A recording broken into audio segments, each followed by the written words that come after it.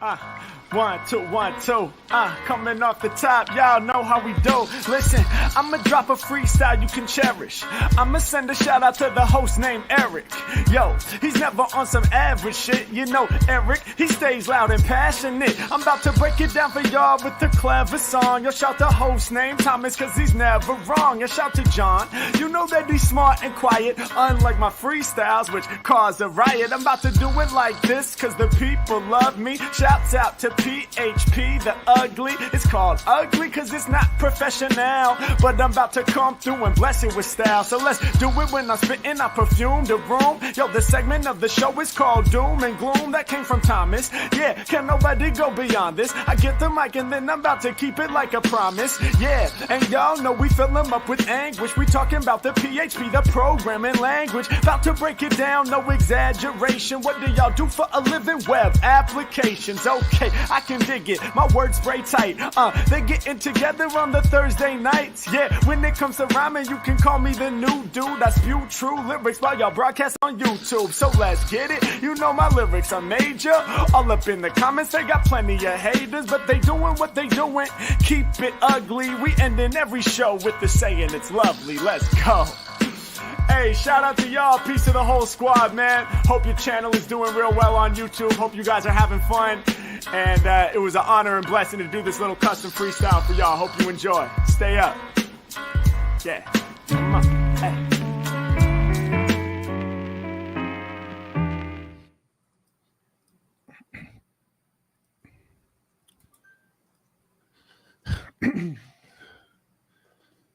From the Pacific to the Rocky Mountains and around the world, you're listening to the PHPUgly podcast, episode 305, right?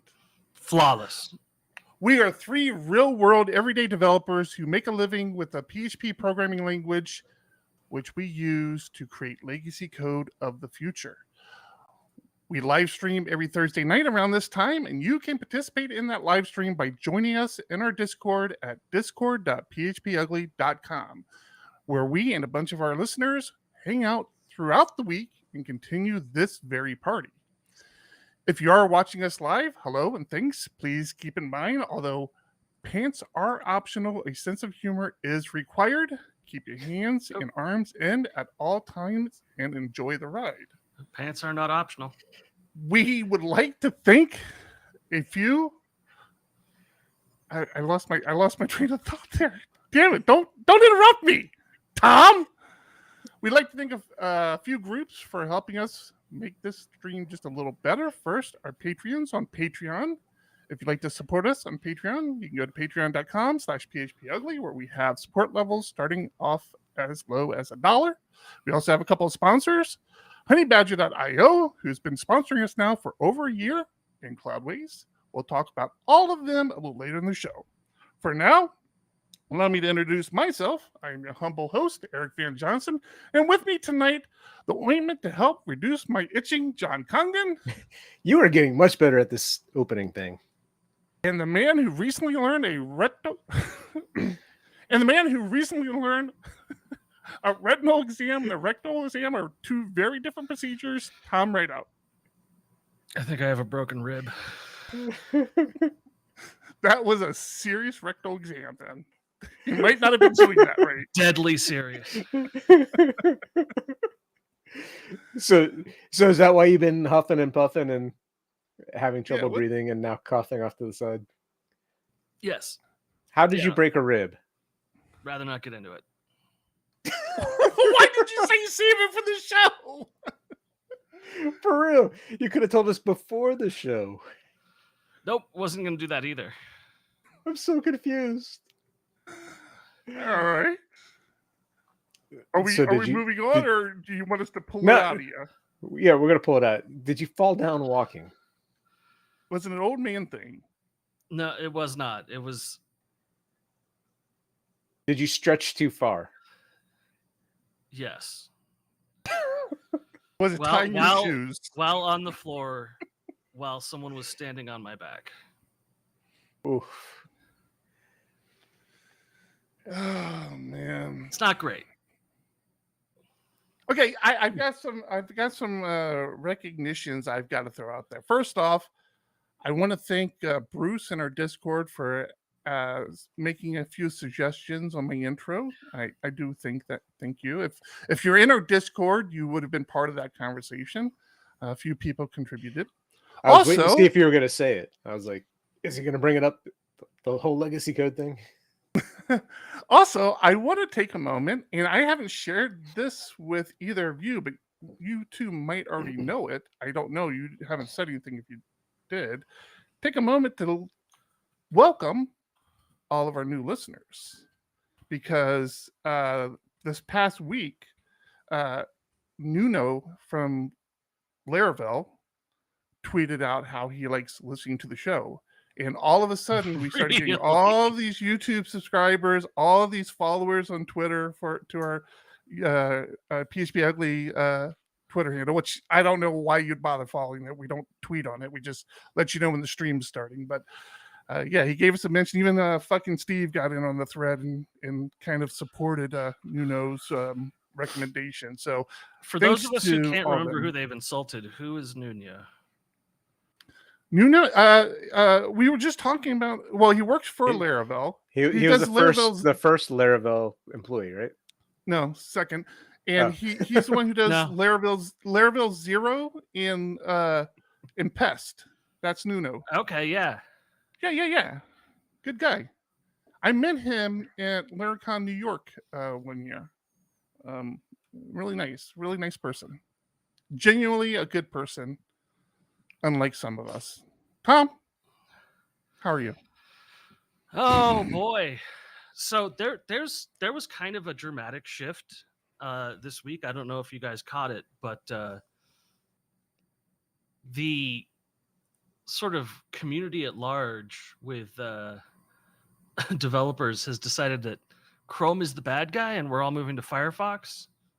That's happened on and off quite a few times over the past few years. Well, so we're getting close to Manifest v3, which is Google's decision that plugins that parse the HTML, the incoming HTML before it gets to the browser is a bad thing.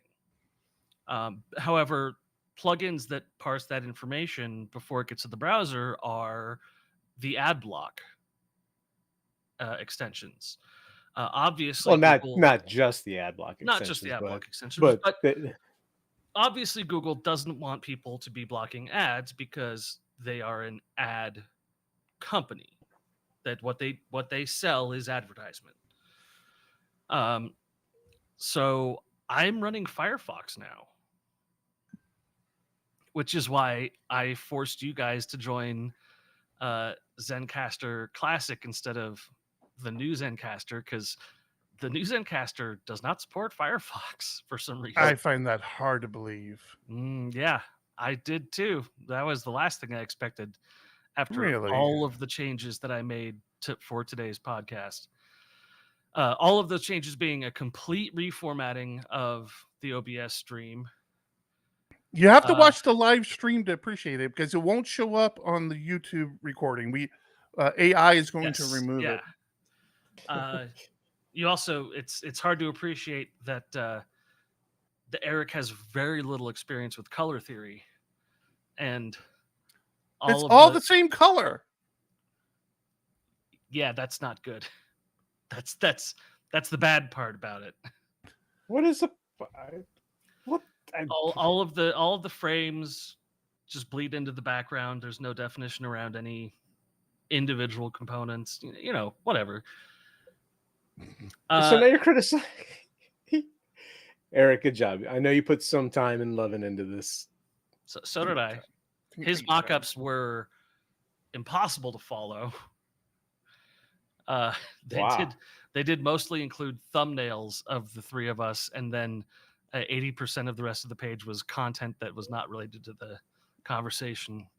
But he was trying, right? Like I gave a golf clap. And then I've also just as of 15 minutes ago installed 2 new monitors which are not color calibrated correctly and barely turned on right before the podcast started. So I've basically changed everything I possibly could about getting the podcast to air. So it's probably not on air right now. As close is to, what yeah, you're saying. yeah. So from checking the Discord, that I think they can hear us, but no, I've mangled everything and then tried to untie it all at once right before we started. Well, you've done a great job with the layout. I just want to put that out there. I like how you have the layers to the layout. That looks good. There are multiple layers. That was a decision. Good decision. They do somewhat all bleed overlap into each other. Overlap is what you're talking about? Yep, they do. It looks like they do, but they actually don't. It's just the color issue. It makes them look like they all do. No, you literally had the scene before. You had Discord covered up. Again. Okay, so since you asked, Tom, you are right. We do have listeners in Florida, and I did speak to a couple of them, and they seem safe. For those that don't know, Florida is, well, let's be honest, it's not a hurricane anymore. It's a tropical storm. So they're kind of whining about, maybe not that much, but it's a lot of rain in Florida here in the U.S. And I wanted to talk to John about this because we here in California, we get a lot of flack about our earthquakes. And honestly, I think one of the bigger secrets is that the earthquakes just super weird. Really don't impact you that much. Like, you don't know they're coming, and by the time you do, they're typically over, and you're usually all right. But like a hurricane, you often don't even feel them, right? But a hurricane, like, it barrels down on you, and you see it coming like days in advance. And I wanted to ask you, John, as somebody, a former Floridian, what's that like? Have you ever like had to prepare for a big rain or hurricane? So first, I did contact all my family. They're all safe. Everything's fine. Like, they're on the east coast of Florida. The storm hit the west coast. So by the time it got to them, it was a little bit less, but they still get a lot of wind and rain. I know lots of people that lost power. But yeah, living in Florida, I've been through lots of it. And there's a good and bad about knowing it's coming. You can prepare for it, which is great. But when you prepare for it, and then the forecast is wrong and it misses you, it like pisses you off. And then the next time one comes barreling down on you, you're like, well, last one didn't hit me. Like, right. So pros and cons. But I was in Florida when the 5 hurricanes came through, and I remember living I was new to my house, or I'd been there for just a little while. I had a huge oak tree in my backyard, and we got so much rain that it softened the ground enough where I came out the next morning and the oak tree was laying against my house. What? See, it's those type of things. I sit there and think to myself, that oak tree that has been there for like probably 100 years, and this was the rain that knocked it over. Right? It's so weird. But it was also like, it was far enough away from my house that it could have fallen and just like crashed through the house, and it was right near my living room, so like where I probably was sitting at the time. Mm-hmm. And luckily it didn't. It just leaned against the house, so we were able to cut it all down. And because it took the city forever to come get it out of our front yard, like my entire front yard was, or the front area in front of the sidewalk was just trashed. Like, the grass was all dead a long time later. But yeah, it's scary when it's happening. But at the same time, depending on how strong the winds are, you can also like listen to the wind, the rain. Can be, interesting in that way.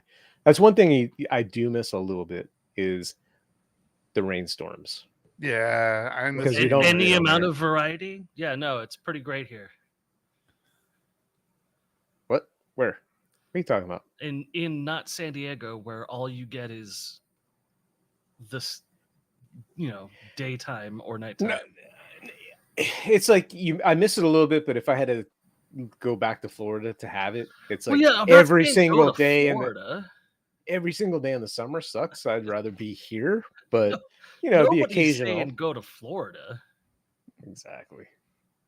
Yeah, especially the springtime rain. I do miss myself a good springtime rain. I love that there's like 89 people in Martha's Vineyard who are like, thank God we're not in Florida. They were never in Florida. You know that, right? I know. We're not supposed to get into it, but hilarious. Yeah. I guess What they are you touched down in talking Florida about? briefly. You don't What are know? you Have you not? Do you not watch any news at all, John? I don't. With my kids in the house, I prefer not to have the news on. So no, I don't. I mean, watch Yeah, the that's news. probably To be fair, a good good idea. call. Yeah, 100%. Really good call. My Uh, before you get into that, I don't said want to talked get into to that. We're not getting into that. Okay, tell me later. I did talk to my mom, who's supposed to go on a cruise, and she was worried about, the hurricane coming. I out of nowhere got a text from my stepdad today, suffering. And it's a picture of him sitting on a beach with a strawberry daiquiri. It looks like. I'm like, oh, you got out. That's great. I said, I wish I could be suffering with you.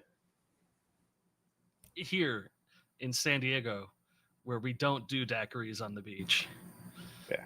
So I replied to him. I said, this is my suffering. And I sent him a video of my paragliding landing from yesterday. Hey, I'm Tommy said suffering too. paragliding. You got a drink. All right. I'll say some more too then. I saw your videos. You're doing this whole being higher than where you took off from thing now. Well, I mean, I'm always trying to do that. I've only done it twice at the normal place I paraglide from. But last week, I started to talk about it, but I got cut off, so I just kind of left it. But yeah, I had an 1.5-hour flight, which was amazing. I got 1,700 feet above launch and flew for an 1.5 hours. God, that it was sounds amazing. enormously dangerous to me. What if I fell asleep? As he often does. Wait, when his life is during in the jeopardy. what was the worst part about it was they want you to land at the main LZ, and I'm like, they're like, if you start to get below launch, just go to the LZ. All right, I am going. Well, I the see LZ, of course. Yeah. the landing zone. The landing zone. Yeah. Have you never played Pilot Wings? Jesus Christ, Darryl. I've got so much height going to the landing zone. I see people way below me. They land short. I got so much height. I'm pulling biggers. Didn't I talk about this last week? If not, if I did, I'm sorry. Everyone's waving at you. They love you. I landed short. Reliving these stories, John. I landed short. You brought it up. I'm done. Eric, I want to hear about you being on a not podcast yesterday. Streaming with friends. Yeah. Michael Dorinda. Not podcasting. So it was you and Michael Dorinda, so you streamed with all of your friends? Michael Dorinda. Exactly. All of one of them, yeah. Yeah, no, he pinged me a couple days ago and asked if I'd be interested in jumping on a call with him and streaming it and talking about value objects. And I'm like, yeah, I don't know a lot about them, but sure. I just code them. I mean, yeah, it's about as good as any of the other code I write, so I don't see what could go wrong. And yeah, I did that. So it was fun. It's weird, like how the timing of this, because John introduced me to value objects as we were doing event sourcing. And if you've been listening to the show, you've been following along, immediately value objects is just one of those things that like struck a chord with me. Like it seemed overkill at first. It seemed irritating and annoying. But at the same time, I'm like, no, I'm kind of liking this. And I get into that overkill mentality. You know, I do enjoy some of these patterns that some people may, shun and say this is too much. But so I just figured it was that with me. And it's like, okay, I like this because this sort of thing is what I like to do. But then all of a sudden, like, everybody's talking about value objects now. And I don't want to say it's because we talked about it on the show and our show has that much pull. I'm just putting out there that once we started talking about it, everybody started talking about it. And I did. We talked for probably an hour, and so he works with DTOs, data transfer objects, and we were talking about some of the similarities and differences between a value object and a DTO, and yada yada yada. It was good. I first thing, Michael Drinda is a great person. He's I could sit there and I could talk to him for hours. He's very smart. He's very easy to talk to. He's not condescending like some people I record with. And I don't know. What you said you listened to it, John. How'd I do? Did great. As you guys were talking, the first thing I was like in my head, I'm like, you got to say immutable object. Like you have to bring up immutability. And it literally like 10 seconds later you said it, and I was like, oh, thank you for saying it, like bringing that up. The one piece that I kind of disagreed with when it comes to immutability is you said you can't, if you need to make changes, you need to create a new one. You should. Yeah. But did you know you can do it from the immutable object? Yeah. So what do you mean? So if you're going to make a change to your object, if something is going to make a change, that function can create a new version of itself with the proper data and then return that. Right. Well, but it's a new version. It's a new version of it. Right. Right. I guess I should have been clear on that. Right. Yeah. I think that was just a little bit lost. There's also the whole theory and doctrine, which is that the object is immutable, but the engine that creates or manages the object is not. So you can update the object through the handler, through the object handler, the model handler, whatever it's called. What are you talking about? If it's immutable, you can't make changes to it. It's immutable in the sense that as an object, you treat it as a value object. But if you update the record in the domain, the object is updated with it. I would need to see that because that doesn't make any sense. Yeah, I'm not sure I'm following you, Tom. I mean, I could see. I'm not following you. But I would be wary of how would it. I guess if something related, so I have one object that has a relation, but even still, you're not making changes directly to that object, or it's the same object. Yeah, I'm not following. So in Doctrine, the entity manager handles the immutable objects. What immutable objects are you talking about? Entities aren't immutable. Well, you could. No. I'm not sure if you guys noticed, but recently I've been called out on Twitter for being wrong about Apple all the time. I want to be really clear about this. I'm sorry. Last week I got called out of being wrong about Apple all the time. This week I got called out a bit about being wrong about Laravel all the time. I am wrong about everything all the time, but I am also the devil's advocate, so you can't win against me. Yeah, we know that. I think I'm winning. Doctrine doesn't play with immutable objects. Doctrine I mean, it does. Doesn't. It does to a point. See, but now I've turned you into the devil's advocate. So this is exactly how this works. Is that the theme song very clearly states, "I'm never wrong," but I myself clearly state in the podcast, I'm exclusively wrong, and that comes down to the fact that programming is an art form, and I can't actually be wrong. This is simply my interpretation of the art form. So if you're listening to the show and you're curious, this approach has gotten me more about value objects, check out the link of me and Michael Drinda talking. I want to say this approach has gotten me upvoted 100 times, but also downvoted 100 times. So I am scored actually equal. Like I am both not wrong and not right on Reddit. I consider that a win. That's by one goddamn way.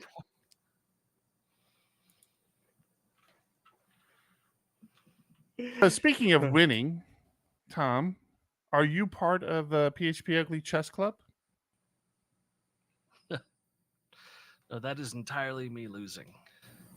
No, there's a PHP. So a listener created a PHPUgly Chess Club on chess.com. And I'm pretty sure he sent all three of us invites.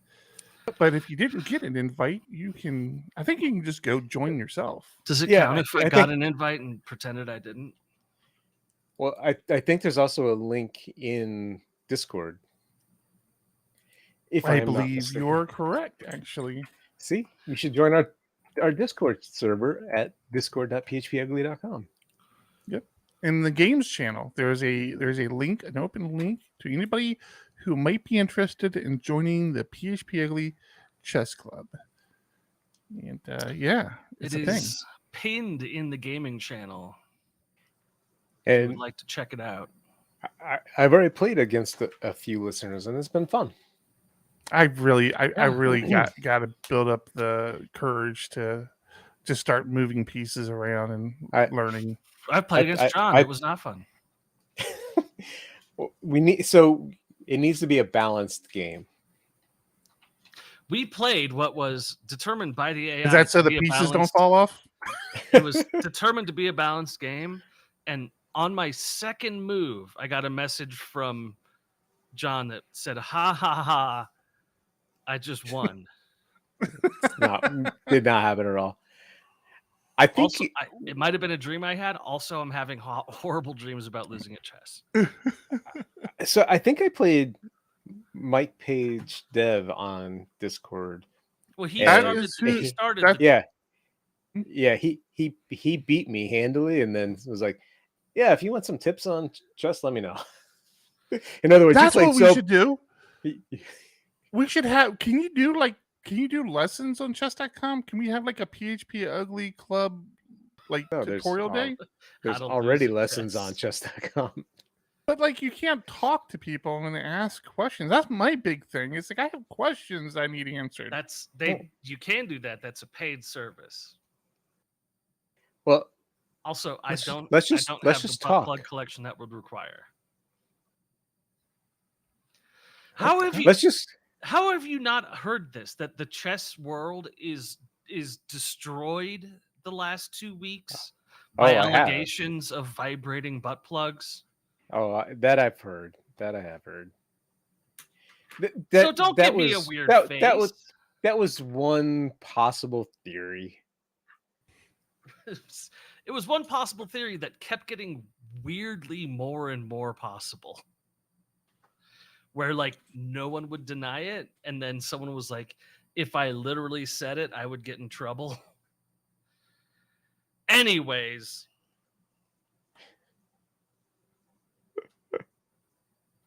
When you say anyways, you're kind of implying you're leading to I something thought else. I had a segue. It's just advertisers. Thank you. This video is brought to you by Cloudways.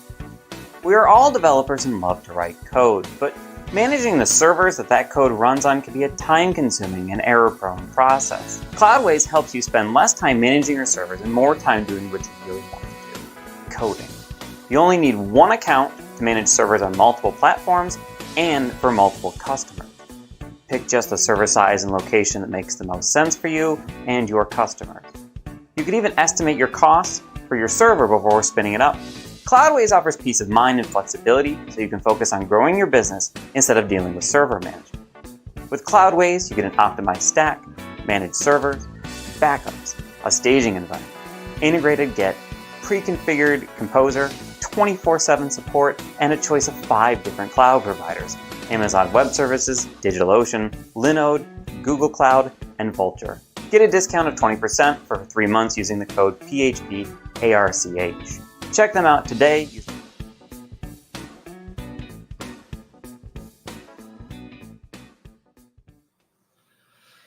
Thank you, Cloudways. Cloudways. And thank you, Scott Keck Warren, for that lovely commercial and for the second official educational video that has been released to the PHP Architect YouTube channel, which if you're not subscribed to, after subscribing to our YouTube channel, you should run over there immediately and subscribe to the PHP Architect YouTube channel, as we are releasing more and more videos. Hey, Eric. Hey, John. When are you going to kick your kids out of Discord? Are they being little shits? Yeah, be a little mean. Are kids making me want to little cry? Shits? Nah. They're being great. Awesome. Hey, John. Yes. How excited are you for PHP Tech? Oh my goodness. Swear to God, despite that terrible segue, was going to ask the same thing. Early bird pricing is up. Early bird pricing is up. am ready. Explain to the world, John, what early bird pricing is. It's not early. It's not early bird. Well, it's called early bird on the website. Blind early bird. For early bird. It's blind early bird. Early bird. He's right. Thank you. Explain what blind early bird is, John. Blind early bird is the lowest prices you're going to get because you don't know who the speaker is going to be. You don't know what the content's going to be. You don't know what presentations will be available. So it's basically the lowest pricing we're going to offer at this point. We have our call for speakers going right now through the end of November. We decided to do an extended call for speakers just to give especially newer speakers the ability to submit.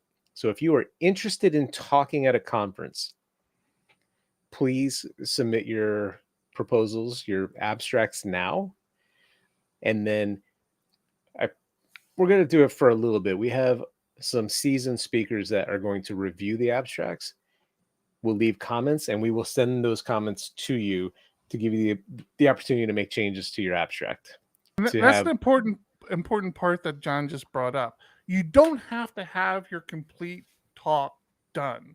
You just have to have an idea of an abstract that you want to write a presentation on and submit that. And because we do have this extended window where we're accepting papers, you have questions, now is the time to reach out to us and we can help walk you through it and kind of, let you know what we're looking for and how to do things. It's actually pretty simple. If you go to the website, you click on, submit paper or something, and there's a form there that will walk you through how to submit the abstract. But if you just have some more general questions, you have time to reach out to us. This is not something where I don't want to hear people saying, oh, I was going to submit a talk, but I ran out of time, because you literally have months right now.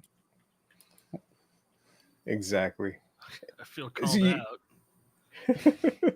But okay. And you're supposed to.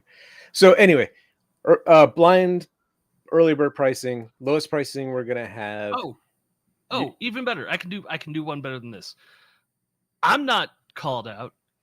Jason and Ryan, you know who you are. You're being called out. Dun, dun. Well, they're not being called out if nobody else knows who they are. No, it's the only two people I know who listen to this podcast. So you're being called out. So the rooms are available now. You can book your room at the Sheraton. You can start buying your tickets now. If you know you're going to go, buy it now while the price is low as could be. After the call for speakers is done in November, we're going to take a little time to sift through them and put a schedule together. Once we do that, prices will be going up. Do we know what percentage of discount this is? Like, is this yes, we do. Thanks for asking, Tom. One other aspect of this you might want to think about is for people who work at companies, you have a couple months to get this on your 2022 books. Or if you need to wait until 2023, you have time then too. So what I'm saying is, if you don't think you're going to get approval for the money to go to the conference in 2023, and your department has a little extra budget in 2022, maybe this is your opportunity to say, hey, I can get these tickets at a very low price. Exactly. Okay, but what if they just want to hang out and chat with us or give us money for absolutely no reason? Where would they go to do that? They should go to the Sheraton in Chicago in May. During no. May. No? Okay, John. Where am I going with this? I think you're going to Patreon, but we're nowhere near that yet. Sober September's going great. It's going really well. Really good. Really super good. Hey, September's over in 2 days. Speaking trust of me, we know that. Again. Yeah. Speaking of in 2 days, Hacktoberfest is starting in 2 days. Man, how many years have we talked about Hacktoberfest? And how many years have I said, contributed this in time slightest I'm bit. going to do Yeah. something? No, this time I am, because they have virtual badges. And if you're not interested in coding, there's an entire section you can sign up for that just says, hey, you know what? I don't do coding. I do translation. I do documentation. Coding's not necessarily my thing. So Do you do any of those things, Tom? I barely work at all. I barely speak English. Mostly. He said good thing. Hacktober. You can sign up and just say, hey, I'm not interested in coding. I just want to cover documentation. I want to cover, linguistic stuff. That's fine. It's a whole category for Hacktoberfest this year. I'm signed up. I hope to see everyone in our Discord signed up for it. I'm really excited for this year's. I couldn't tell you why. Okay, good job. I like Good talk. I like working on a much lower stress job than my previous one, where I can actually do stuff that matters and is cool. So do you have almost like a Google 20% time, or what's the deal there? No idea what that means. Do you have you can work on Fridays on open source stuff, and Monday through Thursday is you work on our code, or? We have a system for work on the thing you want to work on. I haven't been with the company for that long. I don't know what that schedule is. I know that it's on Fridays. I just don't know which Fridays. But yeah, we definitely have hey, do a good thing for the community. We do a lot of open source endorsement. The National Walk for Mental Health. Boy, I wish I had that pulled up. We do a lot of public good stuff. So I will be taking time out of my official workday to work on open source projects and bringing back to the community. Cool. So we've always had a company blog, but I have a more powerful company blog now. I was thinking about this today, John. John took some time with me today or yesterday. I think it was today. Yeah, man, the days blur together. It helped me. I've been talking about how I've been using Lando as my Docker environment for a while. That was this morning. For the most part, Lando, like Calrissian. Exactly. For the most part, it works well. It gets a little kind of weird when you do specific things like xdebug, or if you want to add a container.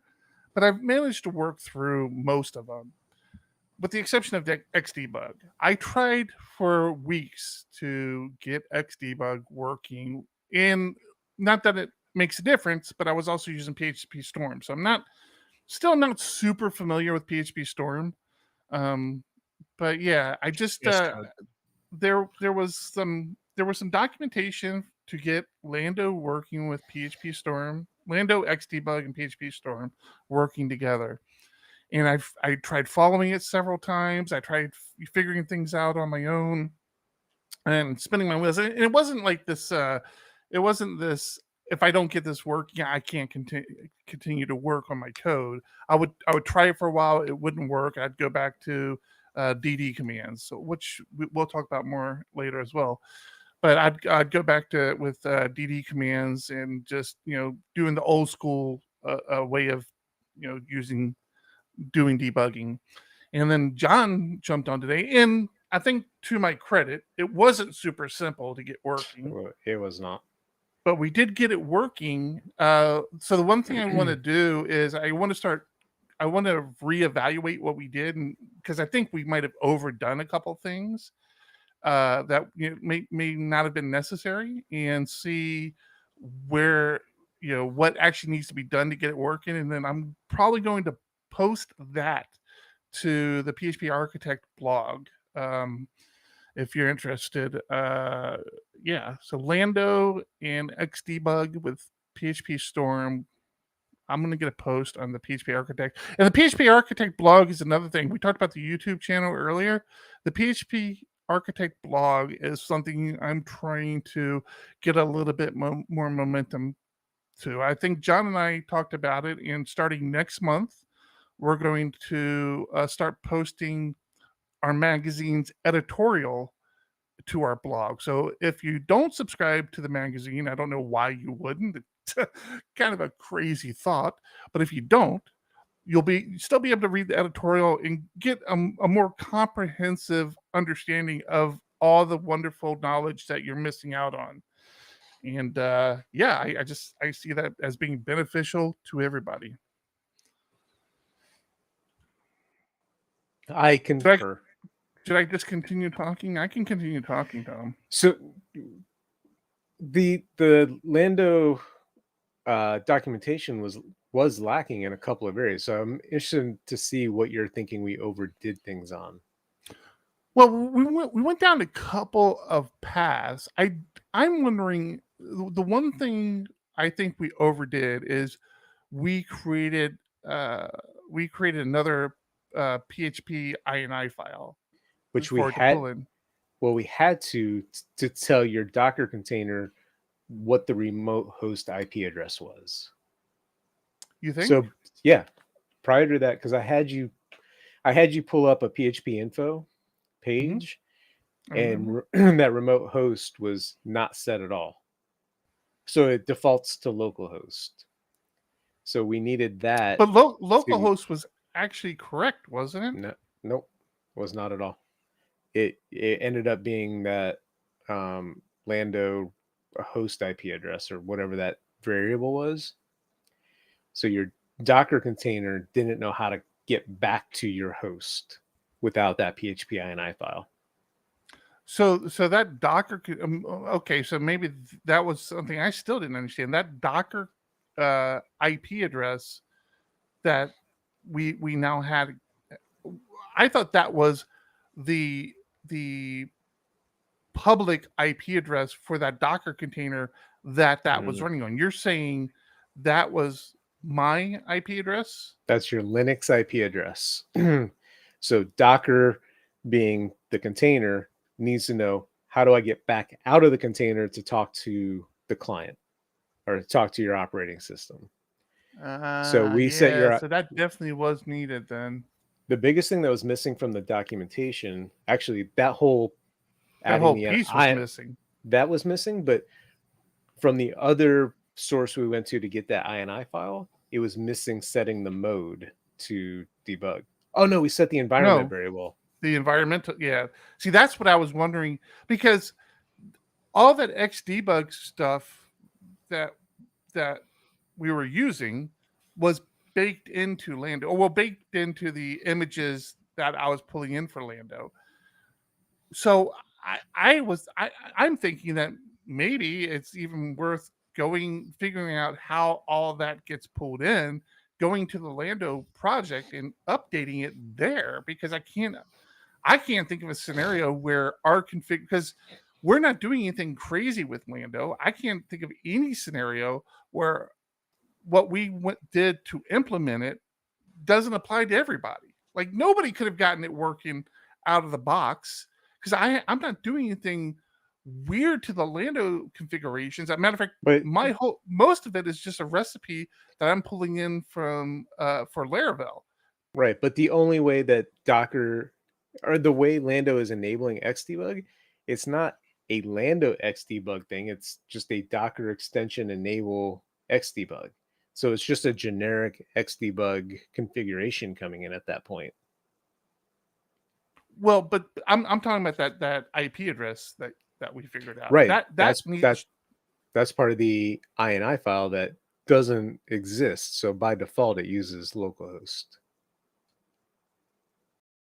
It's worth a shot. I mean, I'm willing to jump on and, backtrack what we've done to see if it works without the INI file and works with just the environment variable for Xdebug mode. But based on your theory, then you wouldn't need that environment variable either. 'Cause it should just be there.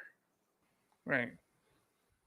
Either way, the documentation that's on the Lando site seems wrong. That seems like it can be at very, very minimum, that can be corrected. We will post whatever the end solution is for me. We'll post to the PHP Architect website, and I'll see if I can figure out either A, how to update the Lando documentation, or more appealing to me, be able to figure out how to update the Lando project for the Laravel recipe, if there's a way we can update that to get Xdebug just working out of the box with little configuration.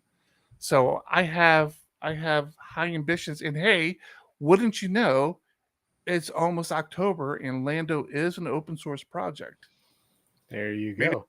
And we have a lot of suggestions in Discord from a lot of people who are way smarter than us. Well, I was with Kalen on this one. So Ulrik brought up saying you should be able to use host.docker.internal as the IP address. And then Kalen said exactly what I thought. I didn't think that worked on Linux. I thought that was a Mac OS thing. No, actually, I think that does work on Linux. Interesting. Well, works on every system. What's that? When you're in production, 1,000 things can go wrong. You could deploy a bug in your latest release. Your background jobs can silently fail. Someone could trip over the network cable at your data center. And this all comes back to you. You need to know when bad things happen and be able to respond to them quickly. That's why we built Honeybadger. It's easy to install Honeybadger in your back-end applications and front-end JavaScript. It only takes a few minutes of configuration and you'll have monitoring done. That's because we hook into popular web frameworks, job systems, and the browser, so that when any of them crash, we can automatically let you know. We ping your application from our global fleet of servers to let you know about problems with connectivity, latency, and SSL certificates, and we monitor your recurring jobs to see if any of them stop recurring. When there's a problem, we alert your team using the tools you already use. We can create issues in GitHub, Jira, and other issue trackers, and send notifications via Slack, PagerDuty, or other channels. When you click through, you'll be taken to detailed information on the error. You'll see things like request parameters, headers, user information, and the backtrace.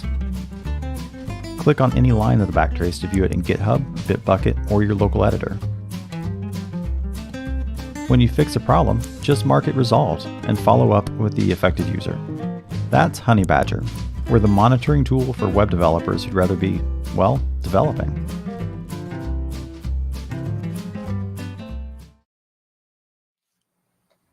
Thank you. Thank you, Honeybadger.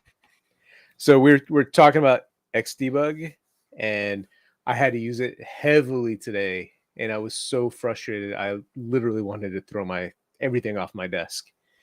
I have customer service just hammering me with different issues, and it was weird because they were issues almost like known issues, where if somebody brings bad data into their system, things break, right? It's like, the phone numbers you supplied me are bad. They just won't work. And the customer service is like, well, these kind of worked yesterday. I know they're bad. I know it's bad data, but people were able to do their job yesterday and now they can't. And I'm like, well, no, you're oversimplifying it, because I know this issue has existed in the past, right? It's a known issue, but it's not widespread. It needs to be fixed, whatever. But I'm telling you, I had so many different people complaining today that I finally like, all right, I'm going to look into this. And I break out Xdebug and I'm trying to figure out what's happening. And I do find that it is bad data. I've seen people that are trying to bring in phone numbers that were a CSV in their system. So they brought that in as a single field. So they tried putting 2 phone numbers in a single phone number field. I saw 1.97E10 in there. So they obviously had a bad export out of Excel and they tried importing it. So now their phone number is 197. It's like, I'm like, what do you want me to do? This is bad data. And they're like, well, they didn't stop them before. So it turns out I had code go live yesterday that was a lot kind of working around some issues where there was some bad data and some good data on a contact. But I want to make it where you can call these contacts, right? Makes sense. And in all the... What are you doing with your bad data? Just ditching it or like trying to acclimate? Ditching it. So it's like, okay, you have this bad number. But you also have a second number on the contact that's good. So you have a bad number and a good number. I'm going to show you the contact anyway and let you call the good number. Which in my test data, I don't know how I had it set up, but it worked fine. But it just exacerbated the problem. All of a sudden today it's like, okay, yeah, we are professionals. We are professionals that we make are not mistakes. allowed to say under any circumstances it works on my machine. You can when things change. People do things in a weird way. That's all I can say. Oh, so people anyway, are terrible. I traced it down. Are the source of all of our problems. Of course, I track it down. And I'm like, oh, I can either roll back what I did yesterday, which I don't want to do, or I can fix it so that all these other issues go away. And of course, that's what I did and merged it. And basically just, meanwhile, I didn't realize it had anything to do with my code that went live yesterday, right? So I'm telling customer service, I'm like, what do you want me to say? This is bad data. They gave us bad data. What do you want me to do? Like, No. I'm pushing back on them. Like, like, this is stupid. Make them either they wait for us to fix it or they get rid of the bad data. I was so frustrated with everything. And it was your fault the whole time? Of course. Isn't it always my fault? Well, this is how you end up shipping somebody a 40-pound bowling ball. It was my fault in I was fixing one thing and broke another. Even though I have testing around it, obviously that tested. That's one of the problems with the unit test. I fixed one piece of code, but other code relied on the data I got back from that, and I didn't change that code to realize, oh, I might get back some bad data as well as good data. If only we were using value objects. And actually, it was a value object that caused the 500 to happen in the browser to begin with. What? Because what was happening was when I go to get data out of the database, in the past, if there was a bad number, it just said, screw you, you can't use this, and skip that contact. Oh. I then changed it like, oh, there's a bad number, but there's also a good number. Let it continue on to the next step. And we should try to call the bad number. It'll fail, but then they can try a good number. Well, in the meantime, we also put validation on the number there with a value object. Right. Now we're passing bad data back to that second step, which caused it to throw an exception that wasn't caught because it was just added and not paid attention to. Right. So I was like, oh.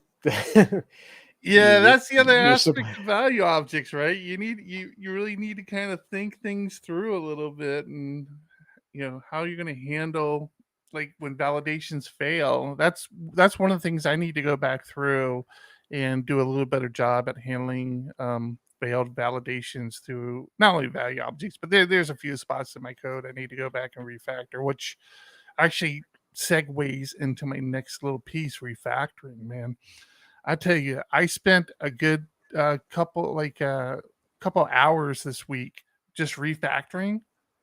Back to my repository pattern we talked about last week. I kind of got back on my repository pattern kick because of something that was said at Laracon Online, and I don't know why. I just don't always do this, but I did a refactor this week, and it was a lot of code,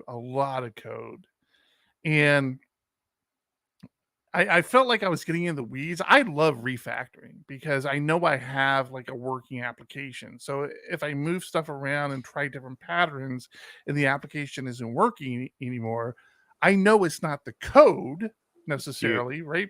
But do you have tests to know that your refactoring is working, or are you just like, I try the application and it breaks? Yeah, I have tests. You helped me write the tests, John. But I need more tests actually as well. So I felt like I was like really getting into the weeds, and I'm like moving stuff around, and I'm trying to remember. I'm like, okay, is this right? Is this right? And again, it's this whole repository pattern. So where I had these huge blocks of code with a bunch of database queries, essentially, I was moving to a repository, and then in the main, this is an event sourcing application. Well, this piece actually isn't event sourcing. This is just part of the projections to other tables. But these big chunks of code, and when I got back and when I finished, I'm like, wow, like this looks very wrong. Like I can't believe how much code I just took out of this controller. It was like 50 lines. Now it's literally one line. And like I hit it and it worked. And like my reaction is like, oh crap, why did that work? Wait a minute, what's wrong? But I enjoy refactoring. I stand behind my repository pattern as being like something everybody should be doing who has any significant amount of database queries. I mean, even if you're using a framework like Laravel and you think, oh, it's fine, I'm just using models, but you end up using those models in the same place. Repository patterns and value objects. Those are my two big things that I feel like are going to be in every project I do moving forward. Yeah, the repository is really just your database access layer, right? Yeah. That's exactly instead of going straight through the models. Well, right. I mean, the repository still goes through the model, right? Correct me if I'm wrong. Eloquent is active record, right? Mm-hmm. That's correct. Is Eloquent smart enough to know when you pull the same record twice out of the database? I don't believe so. I mean, you can cache that stuff. So, I mean, yeah, maybe. I'm interested in knowing if you would end up in the same place that I did with the legacy code base I work on, right? We have the old active record objects, which I think are kind of like Eloquent, and they're just so spread throughout the application, like crazy spread, where you could pull a record out of the database in one piece of code, pull that same record out of the database in another piece of code, try updating one, and you're like, okay, I'm going to save this change. And then over on the second one, you go to save a different change. Now you lost the first one because it's active record. Well, why would you lose the first one because it's active record though? Oh, you're saying. So you're saying you make the change, but you don't commit. You don't actually do the update. No, you do the update. So let's just a super simple example. You have an ID, name, and phone number. So you pull the same record out. ID 1, name John, phone number 1. the first record, the first object, I change the name to Eric. Mhm. I update. Now the database says 1 Eric 1. Phone number 1. Oh, I see where you're going. The second one, I changed the phone number to 2. Now it's 1 John 2. 2. So the second one, yeah, I'm not sure. Does Eloquent only update the fields that have changed, or does it say, here's the state of my record, I'm going to persist the entire record? Right. So that depends on how you do it. So you can do mass assignment, which is basically you're passing an array of everything you want to update, which it sounds like in your scenario, if the two objects were different objects and you have John in one that you changed to Eric, but you still have another object with John in it, and you did mass assignments. It's not mass assignment. It's not mass assignment. You're active record. So you change your properties, right? You're like, record dash name. Let me finish talking. Okay. So the other approach is you have your record, right? You can tell it, hey, I just want to update the name now, and it will update the name. And then later on, you can say, okay, I want to update the phone number. It'll update the phone number. In that case, it would not roll back if it's still the same object. And that holds true. I'm saying it's two different objects. Well, even if it's two different objects, if on the second object all you're doing is saying, "Hey, record ID 1, I want to update the phone number," it will totally discard the name, right? It doesn't care, even though the name is set to the old name. So it's only updating the data that is changed within itself, not saving the entire active record. It's only updating if you're not using mass assignment, which even if you're using mass assignment, you're passing it what data you want it to change. So that's a different thing. But if you're not using mass assignment, it's only changing the things you tell it to change. You tell it, hey, record, arrow phone number equals whatever the new 2, and it's updating that. Well, you have to tell it. You have to tell it to update. Yeah, right. So that's what I'm saying. The library I use, it's get the record out of the database. Record arrow name equals John, whatever. Record arrow update. But that update takes the entire state of the current record, unless you do something else. Which, if we did within the entire database, say, hey, I'm going to update. It would only update the records that have changed, but because the application is so old, that wasn't taken into consideration. It's just like, hey, change the name, update. It takes the entire state and updates all the records or all the fields in that record. So this is a big part of the education behind Laravel, is that Laravel is active record, which means that you can clone an object, change the original object, and the clone will be different. But the dependency injection model of Laravel and the way that they teach you to pass objects from one to the next is a very important element of how this all works. So yeah, active record has its significant flaws. But one of them is people don't understand active record, or don't understand if you call this again, it's going to be the same results, but with a different record. And the education element or the documentation element of Laravel is really, really key to understanding this. There's also within a model, there's a reload method, a dirty method, and there are checks within request objects to say, is the thing I'm looking at the thing I expect to be looking at?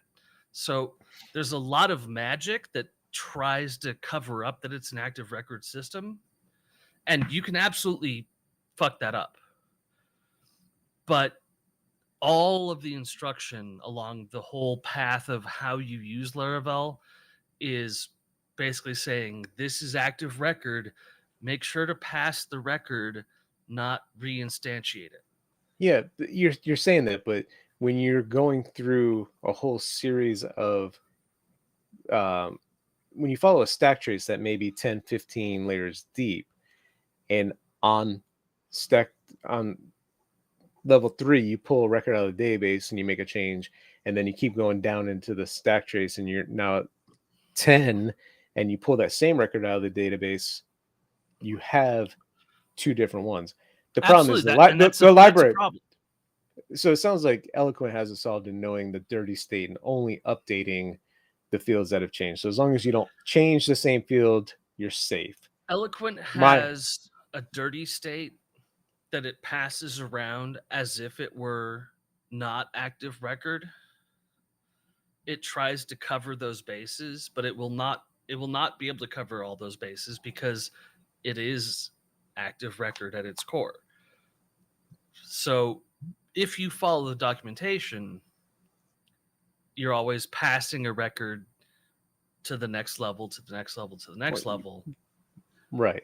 I mean, you can fuck up doctrine too. With it, like with an entity manager, you can totally fuck that up. Not as easily. It's not as easily. Yeah, not as easily. Because when you ask for record 5, it will give you the same exact object that it gave some other part of your code. So both of you are acting on the same exact object. Well, I mean, so this is the thing, is that active record is here, low hand, entity manager is here, and Eloquent tries to be in the middle. Right.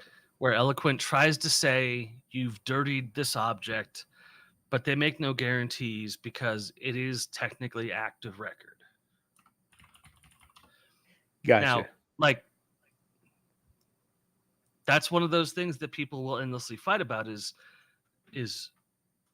Eloquent's not true active record, or Eloquent's not true anything. No, it's Eloquent. It tries to cover all the bases. That either makes for a stronger or weaker framework. I'm not the one to tell anyone. I am. But it does a great job. And if you follow the documentation, it's not an issue. Now, when you start introducing libraries... You say it's not an issue, but it is an issue. If you're saying you have to follow the documentation. You have to pass an object all the way through. Fundamentally, that's the difference between active record and not active record. Entity manager, or what's it called? Yeah, that's fine. I mean, no, I get what you're saying. Different.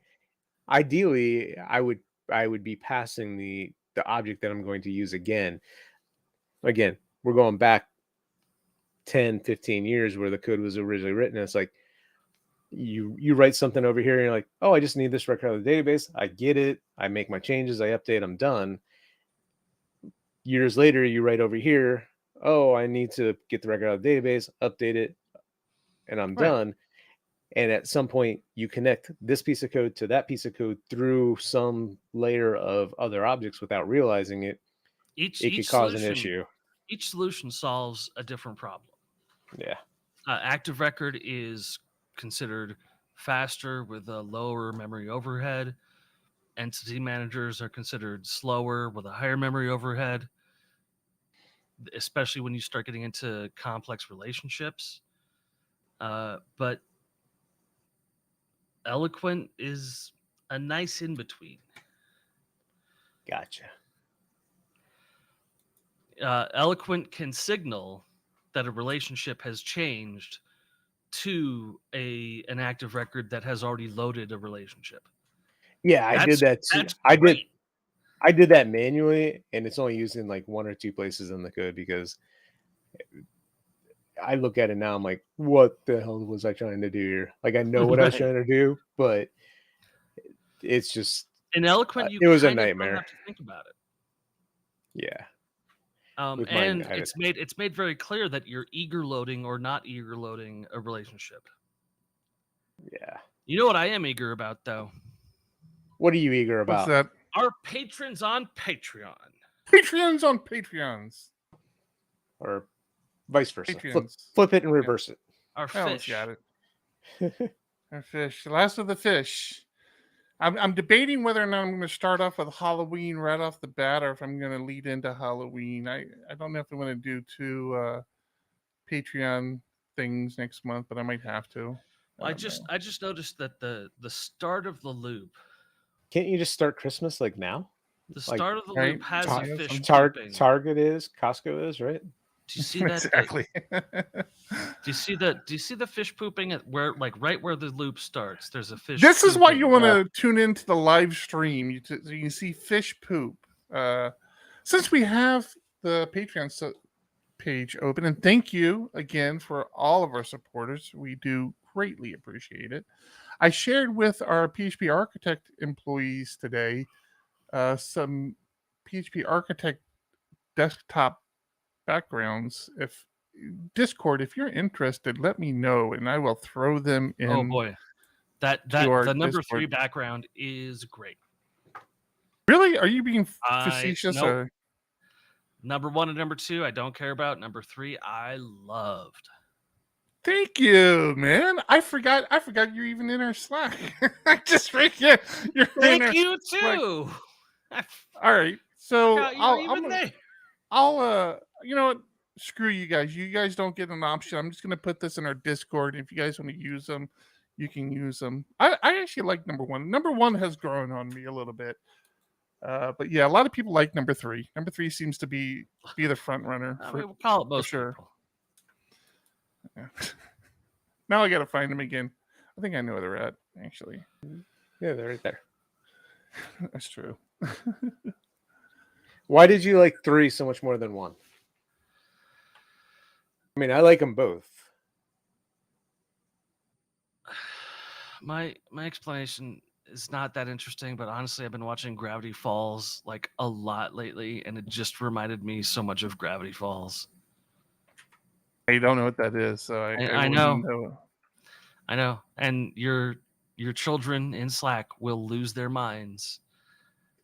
But isn't Gravity Falls like? Doesn't it have some sort of connection to Rick and Morty? Like they're friends or something? Like the creators are friends they're or something? frequent coworkers. Yeah. There you go, Discord. Another reason why you want to join our Discord channel at discord.phpugly.com. You get free swag now, apparently. Anyway, what did you guys think about the swag I proposed? I love it. Although I have to admit, I put PHP Architect branding on it before I did PHP branding. I'm sorry, man. It's my world now. PHP Architect for life. But I do love the idea, but it's not cheap either. So I don't know. What do you mean? It's super cheap. It's not cheap. It's super cheap. What are you talking about? Like giving that out to Patreon supporters? I don't know. Why giving them out to people at the conference, giving them out to Patreon support. I like how you're spending all the money we have. $100. Fine. No, you're right. We can talk about it. No, I'll make my own. That's fine. No, we can talk about it. We can talk about it. Don't worry about it. No, don't be upset. You make the PHP Architect ones. I'll make the PHP Ugly ones. We'll see who's more popular at PHP Tech. You guys are going to be super busy. I almost like that challenge. Super busy. I almost like that challenge because we can give ours away in all the swag bags and just say, "Hey, more people have ours than yours." And mine will say 1 free drink on PHP Architect. And nobody knows what we're talking about. So only us, only the 3 of us are understanding this conversation right now. No, it's the 3 of us, and obviously Frank, who for some reason is like the unspoken cheerleader. It's really nice to have just a channel where it's the 3 of us and then 1 cheerleader. And then Kalen, who gets fired every week. I think everybody's in that channel. Only a couple of people speak up, which I can't blame them for. All right, we're running along. I have a have family members in town, and everybody's outside waiting for me to wrap up this show so I can go join them. And those of you in Discord know exactly what I'm talking about because they posted a picture earlier, but I don't want to sound like an ass and talk about it. So I'm gonna go out there. So we need to wrap it up. We good? Sounds good. Do it. I mean, it sounds good. I had an hour and a half of discussion about AI ready for tonight. Cool. Because I saw 3 blank title cards. However, because this is PHPUgly, we do have to cover this week's Laravel release. And I know I'm not alone in this. Oh, I was going to circle back around on it. Eric was interested in it. Yeah. There's some interesting stuff in this week's Laravel release. Yeah. I even mentioned one of them. I know, it actually came up today while we were trying to get Xdebug working it. Yeah. So it's the first on the list. The first on the list is Nuno, friend of the show. It has been confirmed now. Has been confirmed. We're no longer subject to libel lawsuits. Has added a feature to the DD method that gives you the line and file that the DD was called in. Very cool functionality. Kind of mind-boggling that it hasn't happened already. I would love to see this updated with the route that was called. Simple update because the route. How would it know the route? How would it know the route? Oh, I guess it would know. The route. Yeah, route, current route, name. Yeah, exactly. That exists. So I would love to see the route added to this, but cool update. Amazed it hasn't been thought of before. DD is one of those How do you not know the route if that's what you're hitting in the browser? You do. It's very easy. The thing that got me was the encryption and decryption of the .env file. So this is one that I'm surprised hasn't been created before. This is one that I am scared of. Why would you be scared of this? Because it has only recently come to my attention that even the env file is not a safe space, that env stuff should be pulled from environment variables in your server's configuration. See, I don't know. I know that argument, and I don't know. So do I. So do I. That's exactly what I'm saying. Is I don't know that this absolutely encourages people to commit encrypted environment data to their GitHubs. And if you forget to call the encrypt if you forget to call the encrypt method, you just accidentally commit your unencrypted env to the. I don't like that. It shouldn't be encouraging you to put it in GitHub. Even if it's encrypted, I want to put it in there. Yeah. So the quote, here from Laravel News is one benefit is that you can commit encrypted files to version control, thus versioning your development, setup, staging, etc. This is a bad thing to teach people to do. Yeah, I don't know if because if you fuck it up once, then it's out there forever. So .env should be in your development environment, and then your environment variables should be in your production environment. .env. You really feel that way? If I were doing it properly, yes. But I don't do it properly. I use .env files in production. .env should be handled completely separately from version control. It should be in your .include. So your John, exclude. What do you do? File. What do you do if you have multiple sites on a server? Yeah, you have to create env. That's a good question. I don't know. No, and that's the thing is this exists because there isn't a good answer. Everyone is trying right now to find a solution to secret keys that are used in production, staging, and development. And right now, no one has a good answer. And to me, this is another bad answer. I don't like this. I hear your argument of if you have to run a command prior to pushing and you forget, you can truly once it's out there, it's out there. You then have to go change all of your keys. That's a pain in the ass. Yeah.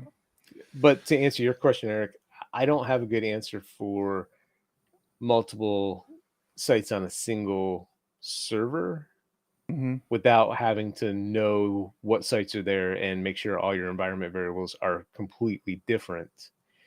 But when you're all running Laravel expects specific environment variables, so you can't necessarily do that. With that said, a lot of people are moving towards Dockerized servers anyway, so it is one process per container. You've got one site in there. That's true. Yeah. Yeah, that's a good point. But don't you have to just define those server variables in your Docker Compose file? So then it's still exposed. It's still sitting on the server. No, when you do it, like if you're using Laravel Forge or whatever, it's defined at the Forge level. So when it spins up a server or container, I don't know how Laravel would do it, but when you spin those up, it's spun up with those. Well, that's server level. That's right. Forge doesn't do this. Is Docker would be whatever is spinning those up. In my opinion, this is an operations issue being pushed on to developers to say, hey, no, developers manage that. This is a bad solution to an unsolved problem. Going back to what Eric was saying, if you're doing Docker through like AWS has ways to say when you spin up a new Docker, here's your environment variables. And like our Discord said, so does one password has. I was going to say Michael Dorinda, who we talked about earlier, is in our Discord. Friend of the show. You're not bringing that up enough. It bothers me. He just posted a link in here, which we haven't read yet, so we need to read it, but it looks interesting about from a 1Password blog post saying, go ahead, delete your .env.example file. So it does say .env.example. I don't know why it says that. Again, haven't read the article, but we'll give that a read. Like I said, bad solution to an unsolved problem.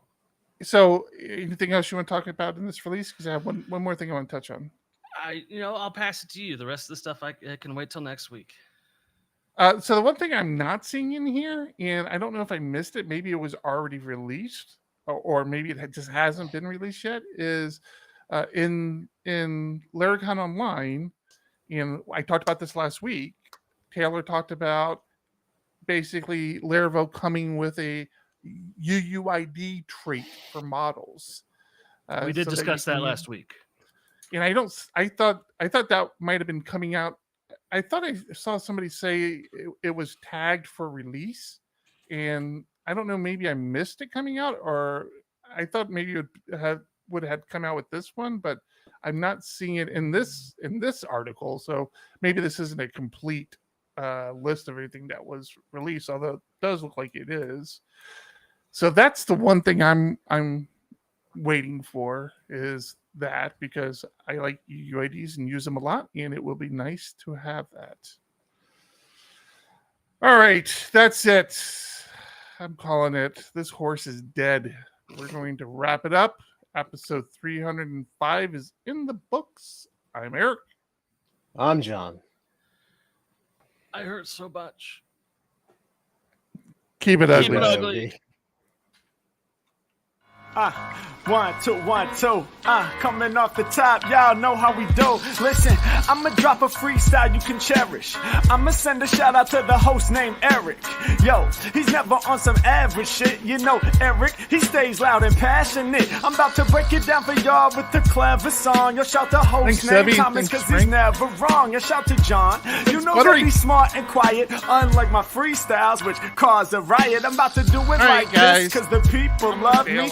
Shouts out to PHP the Ugly. It's called ugly because it's not For all you professional. animals But I'm that about to come wait through for and bless the it with style. So let's do it when I'm spitting. I perfume the I'll get to room. it Yo, the later. segment of the show is called Doom and Gloom. That talk to came you from guys later. Thomas. Yeah, can nobody go beyond this? I get the mic and then I'm about to keep it like a promise. Yeah, and y'all know we fill them up with anguish. We talking about the PHP, the programming language. About to break it down, no exaggeration. What do y'all do for a living? Web applications. Okay, I can dig it. My words spray tight. They getting together on the Thursday nights. Yeah, when it comes to rhyming, you can call me the new dude. I spew true lyrics while y'all broadcast on YouTube. So let's get it. You know my lyrics are major. All up in the comments, they got plenty of haters, but they doing what they doing. Keep it ugly. We ending every show with the saying it's lovely. Let's go. Hey, shout out to y'all. Peace to the whole squad, man. Hope your channel is doing real well on YouTube. Hope you guys are having fun. And it was an honor and blessing My to do videos this little covering custom the freestyle things. for y'all. Hope you enjoy. Just saying. Stay up. Yeah. Hey. Hey, you know, I had minimal time to work with this. How? I'll wait for you to stop. There you go. Oh, How long is? Have I just missed it, or have I forgotten that Eric's video of Harry Mack was behind that the entire time, or is that new? that's very old. Okay, it kind of sounds familiar, but I think I missed it. All right, I know you're in pain. We should wrap it up. Thanks everyone for watching. Thank you everybody for watching. Have a Appreciate wonderful it. night.